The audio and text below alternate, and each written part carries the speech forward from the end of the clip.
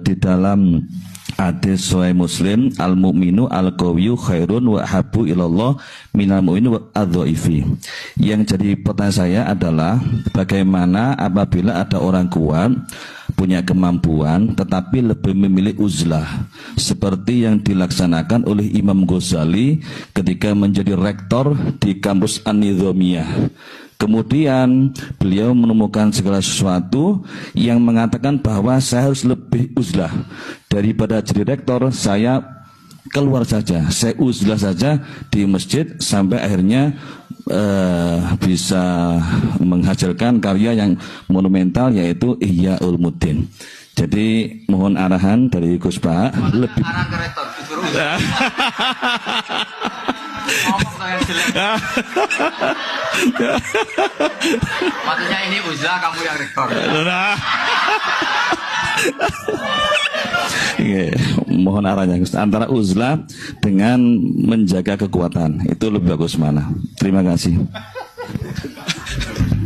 Saya termasuk yang sudah uzlah, tapi tadi karena tetap punya kesadaran kitmanul ilmi itu dosa dan tabligh itu wajib, makanya tak ganti. Saya ngaji Rebu itu ya kayak saya nemuin jenengan.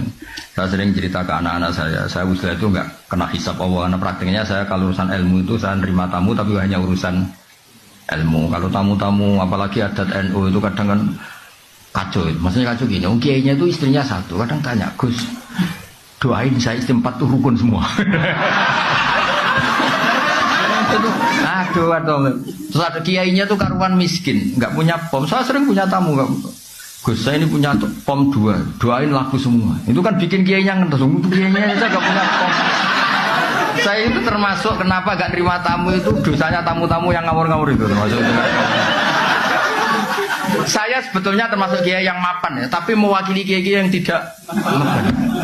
Terus sering kiai-kiai kampung komplain saya, Gus bener jenengan Gus, kadang kitamu jangan kurang ajar terus serti aku melarat. Iso kon ndongakno pom, wong aku tuku bensin wae utang. Jadi kadang-kadang kiai-kiai desa mau gue jimat tok, disangoni 1.000, ndongakno toko kularis ngene-ngene lho. Itu kan pamer halus loh, sebetulnya itu pamer halus. Jadi uzlah itu ya ada sebabnya, dipicu tadi kemarahan-kemarahan sama tamu-tamu itu. Lah tamu kok sopan tuh gimana? Tema yang menentukan dia. Kita yang punya rumah mungkin kan punya masalah keluarga, tapi tamu itu kan yang menentukan tema. Jadi saya mau nikah lagi, doain 2 istri saya rukun. Lagi ini kan yang ngenes. Kadang istri 1 saja mendekati cerai kok ada orang. Dengan Allah. Oh iya kan ngawur betul itu tamunya itu. Jadi sampean kan gak ada rasanya jadi kiai itu kalau tamu itu macam-macam.